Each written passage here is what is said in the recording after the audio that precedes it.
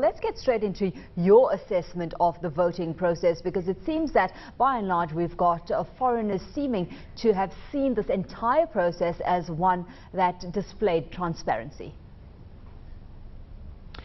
Well, what I can say is that in the run-up to the election, and we were here since mid-January observing all of the preparations that the Election Commission was making, as well as the election campaign and the preparations of the different stakeholders for these elections, that there was quite a wide degree of transparency in that run-up, with the preparation of the voter register, which was very key, and the cleaning of the voter register.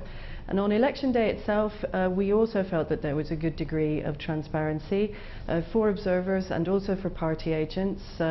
Most polling stations, the vast majority, had party agents from different parties observing the process. So if they had a problem on the day with the results that were being tallied up by the polling station agents, they would have been able to say so, to collect that information, and to raise an objection at the time. On the tallying process, what we found was that the tallying locations were also open to observers and party agents for the most part to access, but it wasn't always possible to get close enough to the agents to really see what they were doing. That's a little bit, of course, that's a bit of a flaw, that's a problem for the Election Commission, and now what it has to do is to open up all of the documents that are public documents to anybody who has a challenge or a complaint, in order to actually verify that that their complaints are justified or not, and that's something for the courts to decide. Well, within this context, Gillian, as we've seen, we've got Raila Odinga's coalition having said that the group is obviously considering this legal petition to challenge the count. In your books, is that warranted?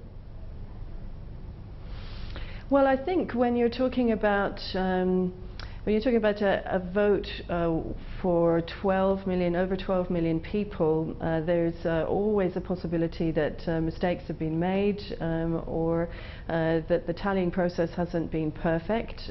So if they have complaints, I think that they certainly have the right to have those complaints heard and dealt with expeditiously and robustly by Kenya's Supreme Court, which I'm pleased to see retains very much the trust of all of the stakeholders. Well, this certainly marks a change from 2007, where we saw Odinga losing but not pursuing a legal route that time around, because he said that the judiciary could not be trusted. Let's say it all plays out according to plan and we've got President-elect Uhuru Kenyatta taking to the helm. Many saying posing a dilemma for Kenya's big Western donors, because he's due, of course, to go on trial at The Hague on charges of crimes against humanity, and that linked to the violent aftermath that ensued the 2007 elections. What do you see this doing to sentiment right now? Because it would seem that we're still standing on pretty shaky ground. Well, we have now a 7-day period since the announcement. It's just to kind of correct something in that Reuters report. After the 7 days for the petitioners, the court has 14 days after that. So we are possibly looking at a period until the end of this month before we have a clear decision from the Supreme Court on whether they will reject these elections or reject the petitions, if there are any. We still haven't seen them. I would say the reaction of the international community is difficult for me to assess.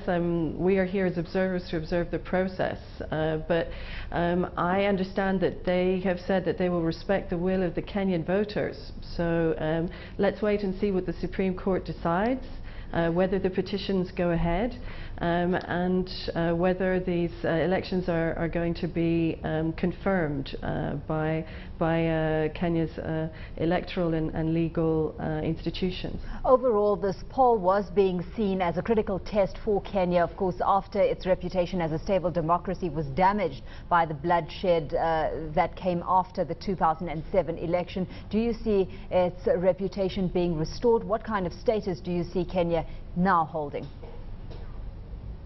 Well, what was absolutely clear to us from the beginning of our observations is how much work and how many people were striving towards a credible, peaceful and transparent election in Kenya to really overcome the shadow cast by the 2007-2008 violence following the elections in that time.